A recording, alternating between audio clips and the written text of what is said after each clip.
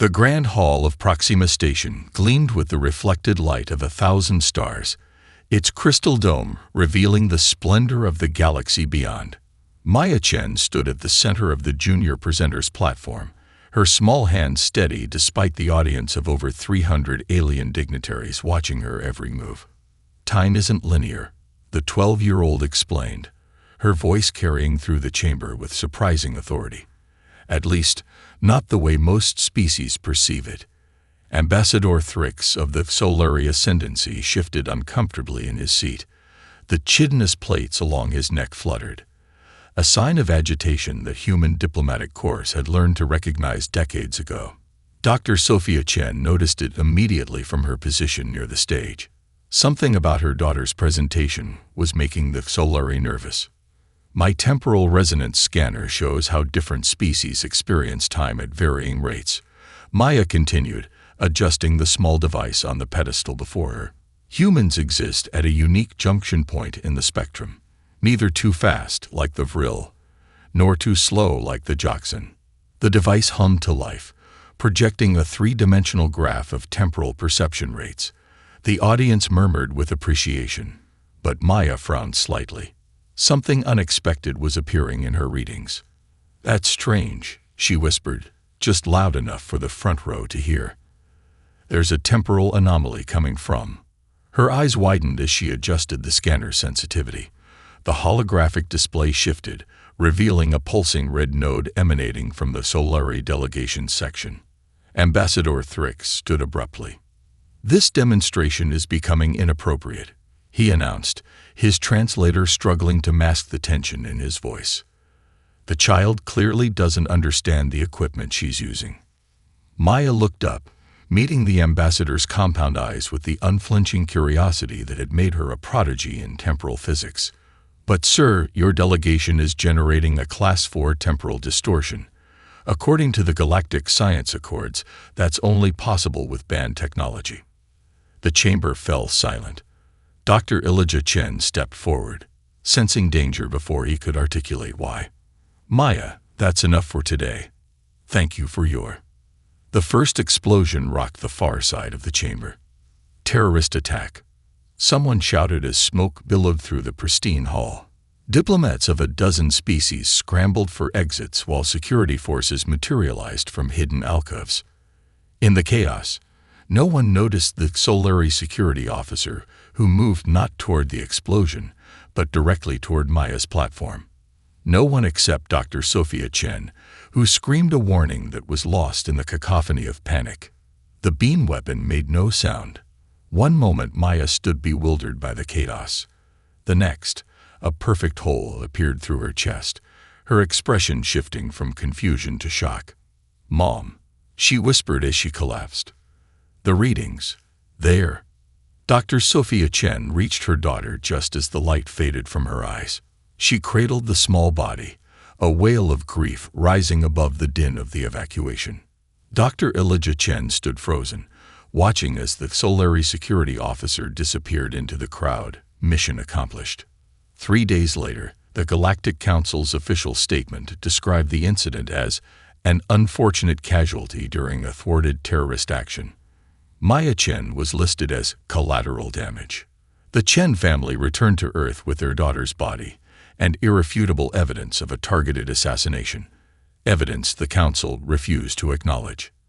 As Maya's small coffin was loaded onto the transport vessel, Dr. Sophia Chen leaned down and whispered to her husband, "She told me something, Elijah."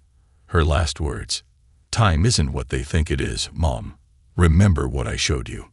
Neither of them noticed the quantum-encrypted message waiting on their private terminal, the one bearing the classified insignia of Project Kronos. Rain fell in sheets across the memorial gardens of New Beijing as billions watched the small procession wind its way toward the central plaza. The holographic displays in every major city on Earth broadcast the same image: a white coffin, barely 4 feet long, draped with the United Earth flag, and covered in white lilies. Dr. Elijah Chen walked mechanically behind the pallbearers, his face a mask of contained fury. Beside him, Dr. Sophia Chen clutched a small device in her palm, Maya's temporal resonance scanner, the only piece of equipment the council had allowed them to bring home. "They're watching," Elijah whispered, not turning his head. Council observers mixed through the crowd. Sophia's fingers tightened around the scanner. "Good." The procession reached the central podium where Earth's president waited, her face grave. The ceremony proceeded according to protocol, until the moment when the coffin was to be sealed for interment. Then, Sophia Chen stepped forward unexpectedly. "My daughter was not collateral damage," she announced, her voice amplified across the gardens and to viewers worldwide. "She was assassinated." A murmur rippled through the crowd as security personnel shifted uncomfortably. Sophia held up Maya's scanner. This device captured everything. "The council refused to review the evidence, so we bring it directly to humanity." Before anyone could stop her, she activated the scanner. Above Maya's coffin, a perfect holographic replay materialized. The Solari security officer moving purposefully through the chaos, weapon drawn, targeting Maya with chilling precision. "The council lied," Elijah Chen added, stepping forward. "They know who killed our daughter and why." Worldwide, the reaction was instantaneous. In orbital habitats, lunar colonies, and Martian outposts, humans erupted in collective outrage. Streets filled with protesters carrying images of Maya's face. Military recruitment centers reported lines stretching for blocks. That night, the Chens returned to their empty home. The silence of Maya's room crushed down on them with physical weight. "What do we do now?" Sophia whispered, holding her daughter's favorite stuffed animal, a plush representation of Saturn with all its rings intact. The door chime interrupted Elijah's response. A woman in an unmarked military uniform stood on their threshold, her posture unnaturally perfect. "Dr. Chen," she said, voice low and measured. "My name is Captain Reyes. I've been authorized to escort you to New Atlantis immediately." "We're not interested in government consolations," Elijah began. The captain merely extended a quantum-encrypted datapad displaying a single message. "Project CHRONOS awaits your authorization." Beneath this, a handwritten note. "Maya's work confirmed our theories. Time to show the council what humanity can do." 6 hours later, their transport descended through the dark Atlantic waters to the hidden city of New Atlantis, Earth's most secure facility, built 3 kilometers beneath the ocean surface to shield it from alien observation. The United Earth government's emergency session was already in progress when they arrived. Military leaders from every nation stood as the Chens entered the chamber. Fleet Admiral Tanaka approached them directly. "Dr. Chen, I'm sorry for your loss, but there's something you need to know about humanity's true capabilities." The chamber's central holotank activated, revealing an impossible sight. Hundreds of vessels unlike any human ships publicly acknowledged, shimmering as they seemed to phase between multiple states of existence simultaneously. "For 70 years, since our first contact with hostile aliens, we've been developing this in secret," Tanaka explained. "The Timeless Fleet, vessels that exist partially outside conventional temporal physics." Sophia clutched Maya's scanner. That's what she found.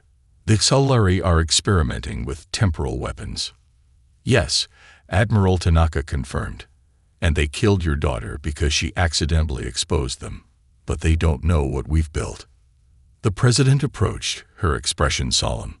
"We've maintained this deception for generations, appearing less advanced than we are. Now we face a choice: reveal our power or continue to endure these indignities." The chamber fell silent as all eyes turned to the grieving parents. Elijah Chen looked at the fleet hologram, then at his wife. "Maya's last words," he said quietly. "Time isn't what they think it is." Sophia nodded slowly, her grief transforming into resolve. "Show them." The Grand Council chamber on Proxima Station had been hastily repaired after the terrorist incident. Scorch marks still mirrored the ornate walls, deliberately preserved as a reminder of the supposed attack. Ambassador Eleanor Park of Earth stood motionless before the councilor's dais, waiting as the Solari ambassador finished his statement. And so these human accusations are nothing but grief-driven delusions, Ambassador Thrix concluded, his chitinous plates rippling with self-satisfaction. We extend our sympathies for their loss, but cannot entertain these fantasy conspiracies. The 7 high counselors nodded in agreement. The matter would be closed without further investigation. Ambassador Park stepped forward. In 15 years of diplomatic service, she had never broken protocol. Today would be different. The United Earth Government extends the Council exactly 24 Earth hours to acknowledge the murder of Maya Chen and surrender those responsible, she announced, her voice steady despite the unprecedented ultimatum. Gasps echoed across the chamber. The Vril counselor's translucent skin flushed deep purple with shock. Or what, Ambassador? Thrix challenged, mandibles clicking with amusement. Will your mining colonies stop shipping raw materials? Will your primitive warships blockade our trade routes? Park's expression remained perfectly neutral. We will show you what humanity has become. The Solari erupted in laughter, joined by several other delegations. The High Counselor of the Joxan Collective rose to his full 3-meter height. This session is concluded, he declared. Earth's delegation is advised to consider its diplomatic standing before making further threats. As the council members file out, only the Arcturian observer remained behind, approaching Park with careful movements. Ambassador, she whispered, her fur rippling with concern, what is Earth planning? Park checked her chronometer. In precisely 23 hours and 42 minutes, you'll understand. Deep within Jupiter's swirling quantum storms, where sensor readings became unreliable due to natural distortions, a facility existed that appeared on no official registry. Within its temporal isolation chamber, Admiral Helena Reyes stood before a circle of fleet commanders. At 87, she moved with the vitality of someone half her age, a side effect of decades spent in temporal flux. Directive received from Earth Command, she announced, her voice echoing in the dimensionally shielded room. Operation Unveiling is authorized. Commander Ishikawa, her second-in-command, stepped forward. The entire fleet, Admiral. Every vessel, Rise confirmed. Coordinates have been transmitted to your temporal navigation officers. Synchronization in T-10 hours. As the commanders dispersed, Rise approached the quantum viewport overlooking the hidden fleet. 317 vessels of varying sizes shimmered in the Jovian clouds, their hulls rippling with temporal displacement fields. The flagship, TSS Cronus, extended more than 4 kilometers from bow to stern, larger than any ship humanity had ever publicly acknowledged building. Status of the temporal phase modulators, she asked the ship's eye. Operating at 97.8% efficiency, Admiral, the synthetic voice replied. Sufficient for simultaneous multi-positional manifestation across all targeted coordinates. Reyes nodded, studying the holographic display of their deployment points. Every major council world, military installation, and diplomatic outpost simultaneously. 70 years of preparation, all for a moment she had hoped would never come.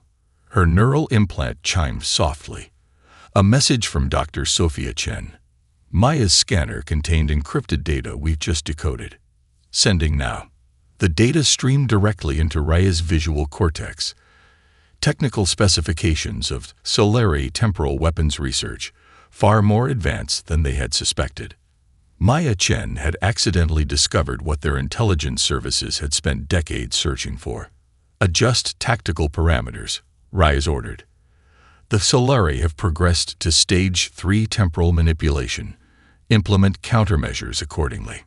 23 hours and 39 minutes after Ambassador Park's ultimatum, the Galactic Council reconvened to formally censure Earth for diplomatic overreach.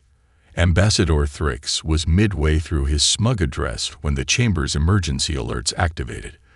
A junior Joxan aide burst into the chamber, his exoskeleton clicking with agitation. Counselors, he gasped, unknown vessels are appearing throughout council space. Thousands of them, seemingly from nowhere. Above the council table, the holographic display showed the impossible. massive human ships materializing simultaneously around every major council world. Most shocking of all, the enormous TSS Kronos phased into existence directly above Proxima Station, its hull shimmering as it appeared to exist in multiple positions at once. Ambassador Park stood calmly as chaos erupted around her. "The Timeless Fleet," she announced.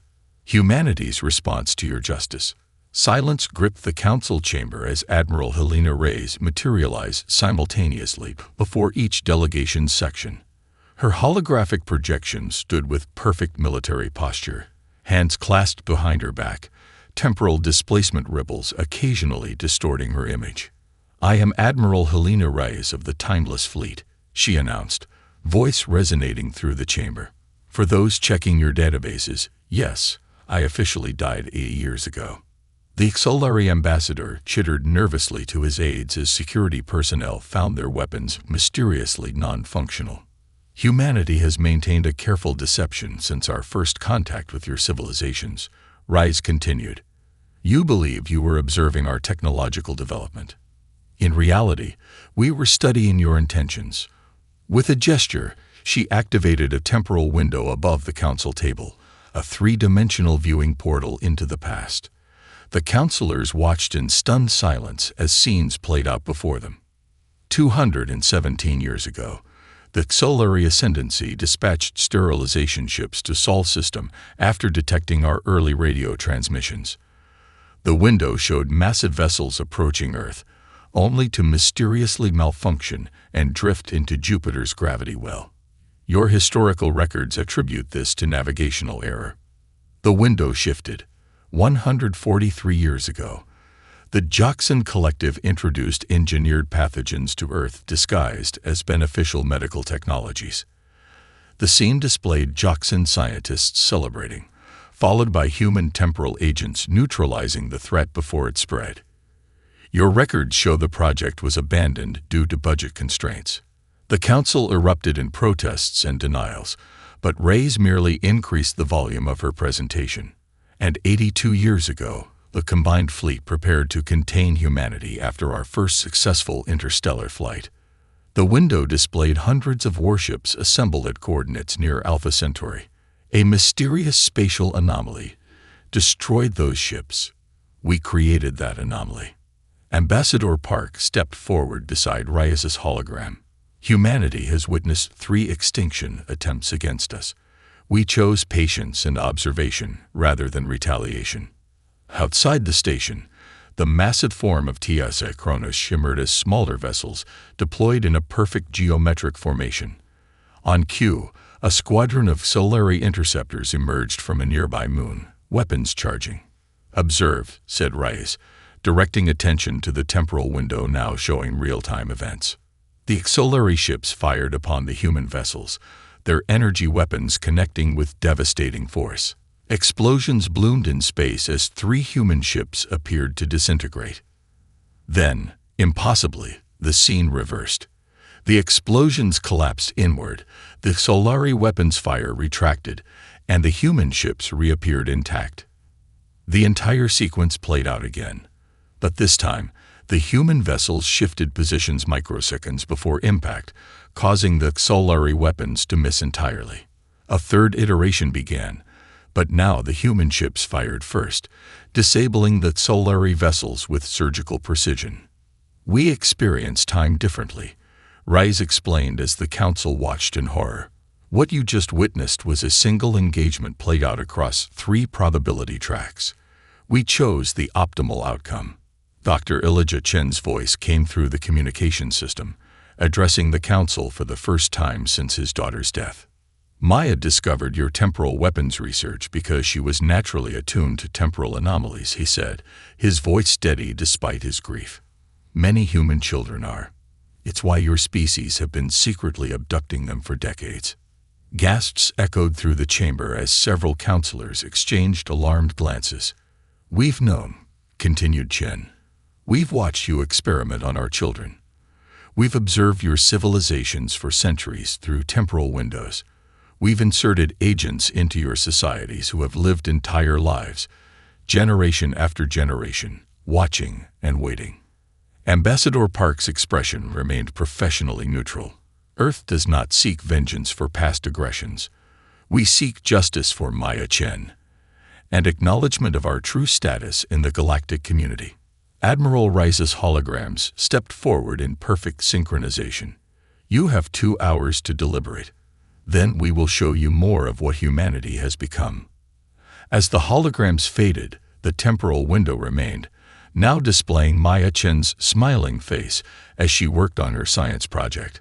A moment from a past that suddenly seemed very different to the assembled council races. The council chambers emptied as delegations retreated to private quarters for emergency consultations.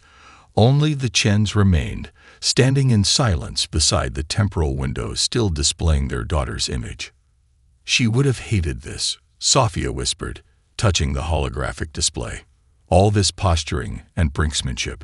Elijah nodded, but she would have wanted the truth revealed. A subtle distortion in the air announced the arrival of Commander Ishikawa, his chrono displacement suit allowing him to step directly from the chronos into the chamber. "Doctors Chen," he said, inclining his head respectfully. "The chrononauts are ready." Aboard the TSS Kronos, a specialized chamber hummed with energy as 16 operatives prepared for deployment. Unlike conventional military personnel, the chrononauts wore lightweight suits of shifting material that seemed to flicker in and out of conventional perception.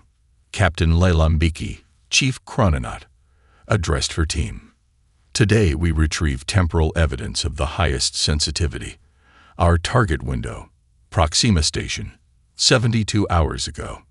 Permission to retrieve the subject?" asked Lieutenant Rodriguez, the youngest of the team. Captain Mbiki shook her head.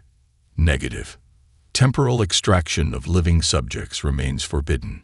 We observe and record only." The chamber's walls shimmered as the temporal displacement field engaged. Unlike conventional teleportation, the chrononauts didn't disappear. Instead, they seemed to occupy multiple positions simultaneously, their forms blurring as they partially existed in both present and past. Chrono insertion in 3, 2, 1. 72 hours earlier, the chrononauts materialized in the station's secure sections, invisible to conventional detection, as they existed slightly out of phase with normal time. They moved like ghosts through the preparations for Maya Chen's presentation, their specialized equipment recording quantum state evidence that could not be falsified. Lieutenant Rodriguez positioned himself near the Solari delegation's quarters, recording as Ambassador Thrix met with a hooded figure. "The child must not be allowed to complete her demonstration," the figure insisted. "The resonance scanner she's built could detect our temporal research facility. Eliminating the human child will create diplomatic complications." Thrix objected. "Better complications than exposure," the figure replied, revealing the insignia of the purist faction, a secretive multi-species organization dedicated to maintaining the established galactic hierarchy. "Our agents will create a distraction. Your security officer knows what to do."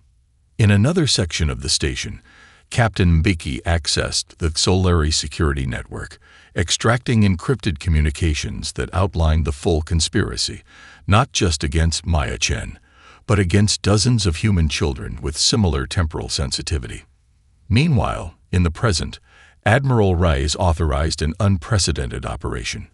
A specialized temporal vessel, the TSS Ouroboros, positioned itself near the Solari homeworld. Unlike other fleet vessels, the Ouroboros was designed not for combat, but for large-scale temporal observation. "Begin the revelations," Rice ordered. Across the galaxy, on every council world, temporal windows opened in public spaces. Citizens of 1,000 species watched in horror as evidence of their leaders' complicity in child abductions. Experimentation and assassination played out in undeniable detail. Back in the council chamber, Dr. Sophia Chen activated Maya's scanner one final time. The device had been modified by fleet engineers to enhance its capabilities. As it hummed to life, it detected something extraordinary, a temporal echo of Maya herself, preserved in the quantum foam of space-time. "Mom." The voice came not from speakers, but seemed to vibrate from the fabric of reality itself. I can see them. All of them. The missing children. Ambassador Thrix burst into the chamber, flanked by Solari guards. This is fabricated evidence. Shut down those temporal windows immediately. His protest died as he found himself face to face with Dr. Sophia Chen, wearing a modified version of the chrono displacement suit. Around her neck hung Maya's scanner, now pulsing with energy. "Ambassador," she said, her voice eerily calm. "My daughter would like a word with you." The scanner projected a semi-transparent image of Maya, composed of temporal particles extracted from the station's quantum history. Not a recording or simulation, but a genuine echo of her consciousness. "I saw what you're building," Maya's echo said, her voice echoing strangely. "A temporal weapon to rewrite human history. You wanted to erase us before we discovered our abilities." Thrix stumbled backward, mandibles clicking in alarm as the evidence of his conspiracy materialized around him in temporal snapshots that even he could not deny. On the view screen, the chrononauts returned from their mission, bringing with them the irrefutable truth that would forever change the galaxy's understanding of both humanity and justice.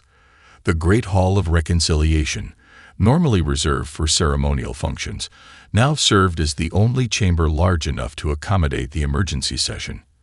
Representatives from over 300 species filled the tiered seating, their usual diplomatic decorum replaced by open hostility and fear. High Counselor Zex of the Joxan Collective pounded his ceremonial staff against the floor. "Order. We must have order if we are to address this crisis." The assembly reluctantly quieted, though the tension remained palpable. The evidence presented by the chrononauts had been transmitted to every corner of known space. There could be no containment, no denial. "The Council now recognizes 3 distinct positions," Zex continued. "Each faction will present their proposal."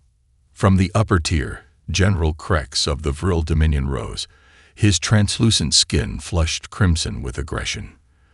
"The Extinction Directive has 87 signatories. Our position is clear. The human temporal advantage represents an existential threat to galactic stability. We must unite our forces and eliminate humanity now, regardless of cost." Murmurs of both support and horror rippled through the assembly. "We've run the simulations," Krex continued. "Yes, casualties will be catastrophic, but the alternative is subjugation under human temporal supremacy." Next, Ambassador Lore of the Arcturian realm took the floor, her fur perfectly still in the traditional posture of submission. The Submission Compact, representing 112 worlds, proposes immediate recognition of human temporal authority. The evidence is irrefutable. They could have conquered us centuries ago, but chose coexistence. We should acknowledge their restraint and accept their terms. The final speaker approached the central podium. Elder Nyx of the ancient Myriad consciousness, a species so old they had witnessed the rise and fall of multiple galactic civilizations.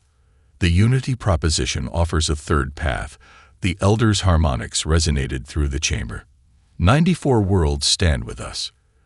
We acknowledge humanity's technological superiority in temporal matters, but reject both extinction rhetoric and submissive capitulation.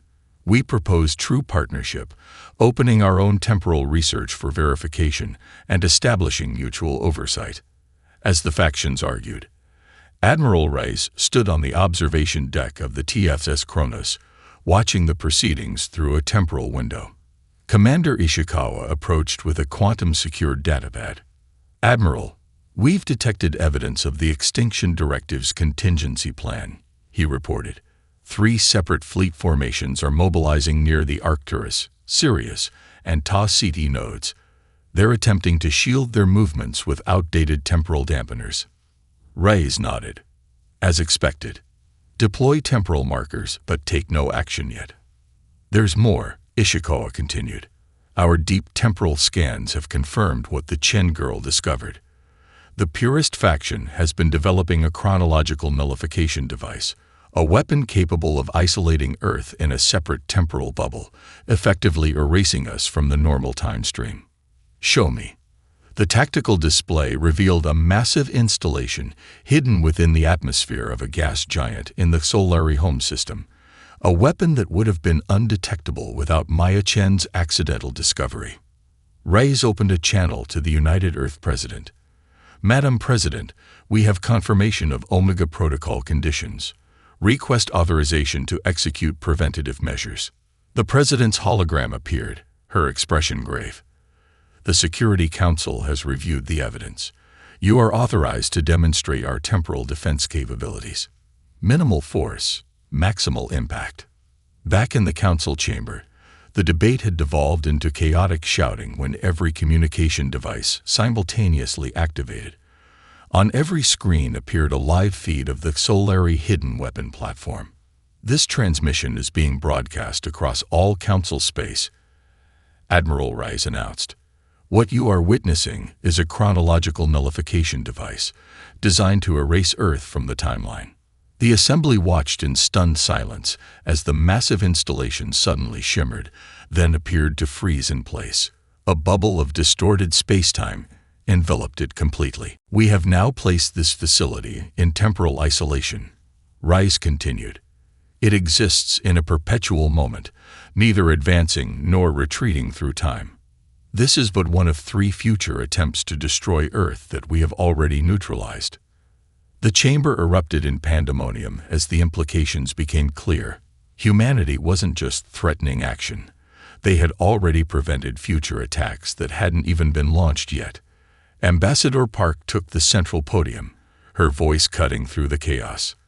"The United Earth government has maintained the Omega Protocol for generations, a continuous temporal defense screen that alerts us to extinction-level threats before they fully materialize." She activated a holographic display showing 3 massive alien armadas, the very fleets currently being assembled in secret, frozen in temporal bubbles identical to the one now containing the Solari weapon. "Your future attacks have already failed," she stated simply. "Now shall we discuss partnership, or must we continue this cycle of futility?" The neutral temporal bubble was humanity's most extraordinary creation, a pocket of space-time where chronological flow could be precisely controlled. Located aboard the TSS Cronus, the chamber existed partially outside conventional reality, allowing participants to experience time at the same rate regardless of their species' natural temporal perception. Here, the multi-species tribunal convened to try those responsible for Maya Chen's death. Representatives from all 3 council factions attended as observers, their usual hierarchical seating arrangements replaced by a simple circle of equal positions. Dr. Elijah Chen entered alongside his wife, both wearing formal Earth attire rather than their scientific uniforms. They took their places opposite Ambassador Thrix and 6 other accused conspirators secured in temporal restraint fields. "This tribunal operates under principles of absolute temporal verification," announced Judge Leandra Tuvash, an Arcturian chosen for her species' reputation for neutrality. "Evidence presented here cannot be falsified, as all testimony is subject to chrono-resonance authentication." The chamber hummed as the chrononauts activated their equipment.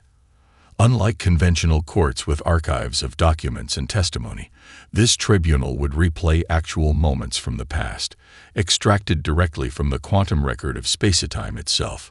Captain Mbiki stepped forward. The tribunal calls its first witness, time itself. The center of the chamber shimmered as a perfect temporal recreation formed, not a hologram or simulation, but actual moments reconstructed molecule by molecule. The observers watched as the conspiracy unfolded before them. The purist faction's discovery of Maya's abilities, their fear of what she might detect, the calculated decision to eliminate her while using a terrorist attack as cover. Most standing was the evidence revealing the broader campaign against human children with temporal sensitivity. 42 abductions over 3 decades, experimental procedures attempting to extract and replicate their abilities, and the disposal of those who didn't survive the process. Ambassador Thrix chittered in protest. "These are fabrications. Humanity is manipulating time to frame us."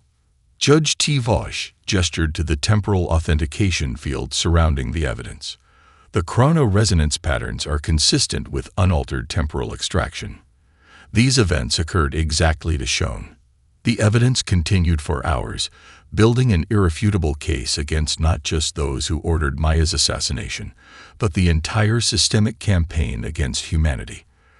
When the presentation concluded, the chamber fell into heavy silence. Before judgment is rendered, Judge Tivosh announced, "The victim's family may address the tribunal." Dr. Sophia Chen rose slowly. The past weeks had carved new lines into her face, yet she stood with composed dignity. "My daughter believed in understanding, not vengeance," she said, her voice steady. "She would have been fascinated by your temporal research, Ambassador Thrix. She might even have helped you solve the containment problems your scientists struggled with." She activated Maya's scanner, projecting data only she and her husband had seen. Maya's final equations, completed posthumously by her parents. "Maya discovered something extraordinary about temporal physics," Sophia continued. "Time isn't just another dimension to be manipulated. It possesses a form of homeostasis, a self-correcting mechanism. The more aggressively you attempt to alter it, the more forcefully it resists." The equations shifted, displaying simulations that caused even the most scientifically advanced observers to stir in astonishment. The purest faction's attempt to develop temporal weapons was always doomed to catastrophic failure, Elijah added. "Not by human intervention, but by the fundamental laws of physics." He stepped closer to Thrix, stopping just short of the restraint field. "You killed my daughter to protect research that would have destroyed your own civilization. She would have shown you why, if you'd only asked." Judge Tivosh turned to the Chens. "As the primary victims in this case, you have the right to propose sentencing parameters." The chamber grew utterly still. Under temporal law, the Chens could demand the erasure of the conspirators from the timeline itself, the ultimate punishment. Sophia looked at her husband, a silent communication passing between them. Then she faced the tribunal. "We choose rehabilitation over retribution," she declared. "The conspirators will experience Maya's life through temporal immersion, every moment from her first steps to her final breath. They will know what they destroyed." Murmurs rippled through the observers. It was not the vengeance many had expected, but something far more profound. 1 year after the tribunal, the reformed Galactic Council convened in its new headquarters, a crystalline structure that floated in neutral space, designed by architects from 17 species. At its center stood the Temporal Oversight Committee chamber, where representatives from all member worlds gathered to witness a historic moment. Admiral Helena Reyes, now serving as Earth's senior delegate, watched as the final signatures appeared on the Maya Accords. The document formally established humanity's full membership in the Council and created a framework for ethical temporal research and oversight. "With these signatures," announced High Counselor Nix of the Myriad Consciousness, "we acknowledge our shared future and commit to preventing temporal weaponization across all civilizations." The Chen sat in the observation gallery, their faces showing the complex mixture of grief and purpose that had defined their lives since losing Maya. Today marked both an ending and a beginning. After the ceremony, Admiral Rice led the attendees to the memorial garden, where a unique monument had been prepared. Unlike conventional statues or plaques, this tribute existed as a small quantum bubble in the garden center, a temporal monument that preserved a single, perfect moment from Maya Chen's life. Rather than cast her in stone or metal, Dr. Sophia Chen explained to the assembled dignitaries, "We've preserved a fragment of time itself. Anyone who steps into the field will experience one of Maya's discoveries through her own perceptions, her joy, her curiosity, her wonder." The first visitors to the memorial emerged with tears in their eyes, even species that had never shown emotion before.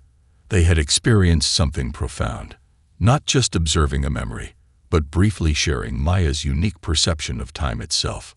Aboard the TSF Kronos, now serving as the flagship of the multi-species temporal guardian fleet, Commander Ishikawa supervised the integration of the first non-human crew members. Arcturian temporal mathematicians, jocks and engineers, and even a young Solari physicist worked alongside human officers, their previous hostilities replaced by cautious collaboration. The fleet was never meant to be a weapon. Admiral Rice explained to the new crew during their commissioning ceremony. It was built as a shield, not just for Earth, but for all sentient life. She revealed the truth that only a handful of humans had known before. The timeless fleet had been constructed with guidance from future humans who had traveled back through time to prevent cycles of temporal warfare that had devastated countless potential timelines. "We are not the inventors of this technology," she acknowledged. "We are its inheritors and stewards." At the Chen Institute for Temporal Ethics, established on neutral territory between Earth and Arcturian space, Dr. Elijah Chen supervised the final preparations for the facility's opening. The institute would train temporal specialists from across the galaxy while researching safeguards against abuse of the technology. Dr. Sophia Chen stood in her private laboratory, where she had continued the work that Maya had accidentally begun. On her workbench sat the original temporal resonance scanner, now modified and expanded. It had detected something extraordinary, subtle evidence that time itself possessed a form of awareness, an emergent consciousness arising from the quantum interactions that governed temporal flow. She was right all along, Sophia whispered to her husband as he entered the lab. Time isn't what they thought it was. The scanner pulsed with gentle light as if in response, displaying patterns that closely matched Maya's brain activity from their medical records. Not a true resurrection, but something no less miraculous, an echo of their daughter preserved in the fabric of space-time itself. As the Reformed Council embraced a new era of cooperation, a quantum particle shifted imperceptibly in the memorial garden. Within the temporal monument, Maya's preserved moment changed subtly, her smile widening as if she somehow knew that her tragedy had prevented countless others, her death ultimately saving innumerable lives across multiple timelines. In the end, humanity assumed its role not as conquerors or victims, but as reluctant guardians of time itself, their greatest technological achievement born from their deepest loss, their most painful moment ultimately becoming their most profound gift to the galaxy.